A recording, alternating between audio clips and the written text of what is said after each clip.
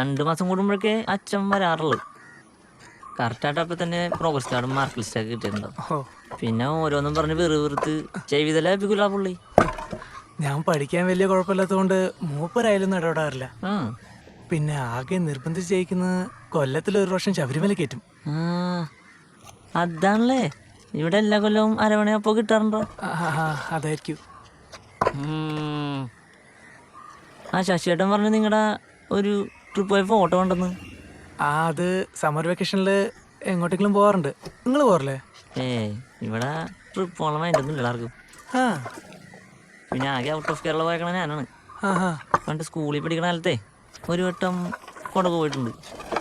പിന്നെ 2-3 കോളേജിലായിട്ട് ഒരു 3 വട്ടം പിന്നെയും കൊടക് പോയിട്ടുണ്ട്. പിന്നെ കൊടക് അത്രേ പോയിട്ടുണ്ട്.